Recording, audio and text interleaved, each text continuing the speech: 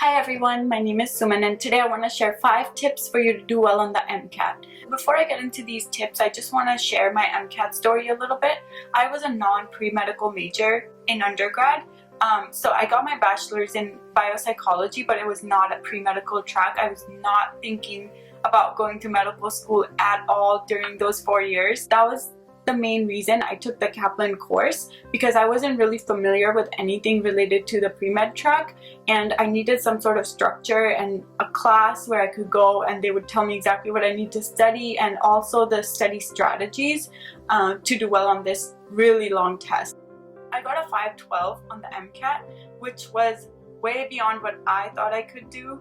I had set my goal around 508, and even that I thought I was pushing it a little bit just because of my undergrad background, and I would have been happy with a 508. I think the highest I ever got on a practice test was a 509, so that kind of set my expectation, like, yeah, I can hit my goal when I take the real test.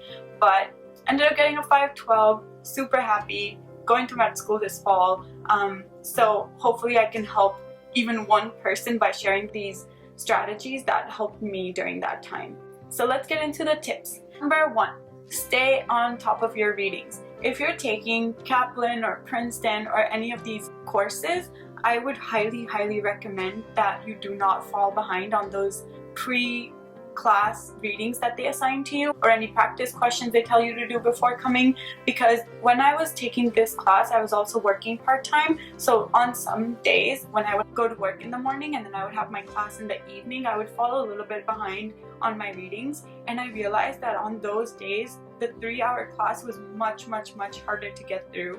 On the days when I went prepared, it was much easier to stay on top of things, and at the same time we would mostly do practice questions in class. So if I had done my readings before, I knew exactly what to expect. I was able to ask good questions, and I was also able to consolidate all the knowledge I had learned before in my readings and then just kind of go over it one more time. So tip number 2, I think this might be the most important tip. Take as many practice tests as possible. I'm not sure who told me this. I think it must have been my Kaplan instructor, but I think it's so important to take as many practice tests as you can before taking the real test. I think I made this mistake during undergrad where I would take 2 practice tests before a midterm, and if I was getting an 80 on a practice test, I would think, oh yeah, I can get a 90 on the real test now. That barely ever happened. I think usually you just kind of end up doing similarly on the real exam as you are doing on the practice exam.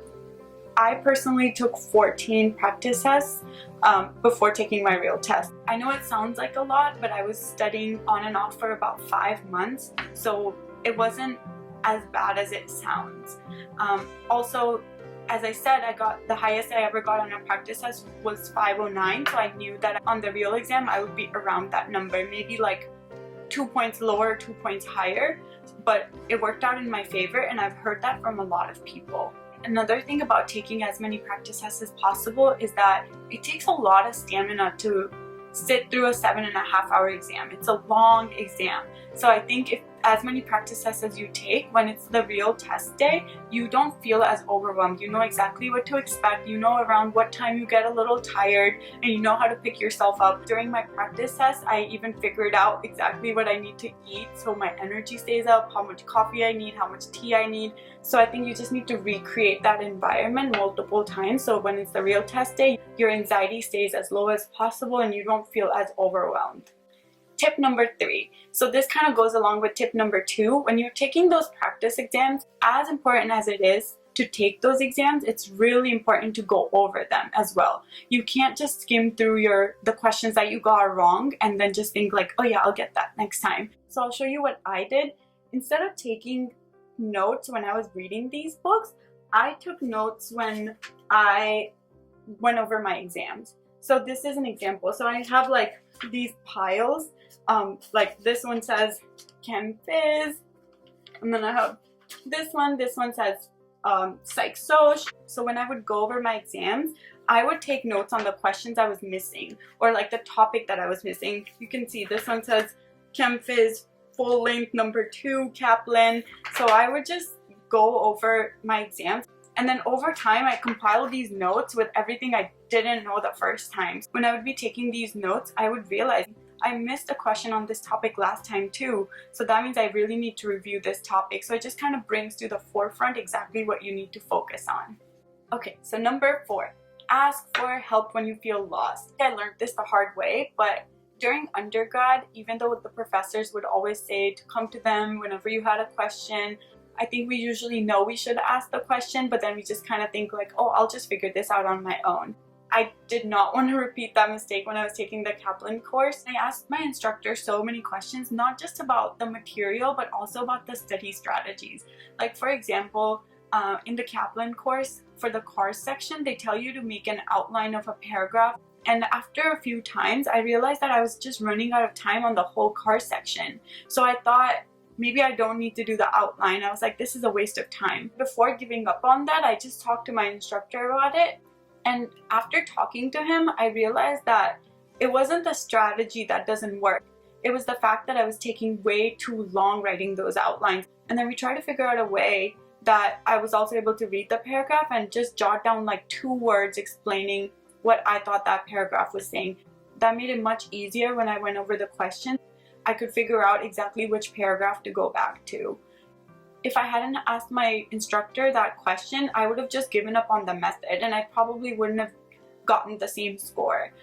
Also, you're paying so much for these courses, so I think that should also be a reason that if you're struggling, you should get as much help as possible. Do not be afraid to ask questions. Tip number 5. So my last tip is that you have to find a balance between making MCAT the priority during the time that you're studying for it and take care of yourself. I had a part-time job when I was studying for the MCAT, and even though that became a little bit overwhelming at times, there were times when I thought, oh, all the time that I'm going to work, I could just study for the MCAT and get an even higher score. What happens when you're studying for a test every single day for months, you just kind of start getting fatigued. Having a job, especially in the healthcare setting, was a reminder to me on a daily basis of why I'm putting so much work into this test. I also discovered meditation during this time. I started using the app Calm just to do like 10-minute meditation before I would walk into the library, just to feel some peace before, going in there and studying every single day. For you, it may be going for a run, doing yoga, or, going to the gym, hanging out with your friends. Just pick a couple of things that you like doing and don't stop doing just because you're studying for the MCAT. And that's it. Those were my 5 tips for studying for the MCAT. I hope it helped at least one of you. And I just want to say that at the end of the day, MCAT's just an exam. It's just one part of your application. So don't be too hard on yourself if you're not hitting your goal right away.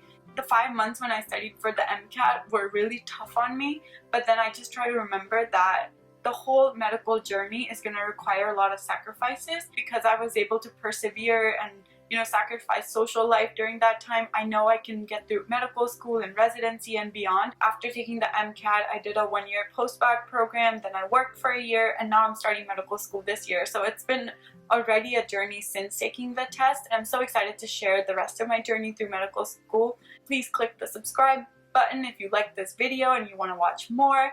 And I just want to emphasize one more time that if you have any questions about the MCAT or your med school applications, leave them down below.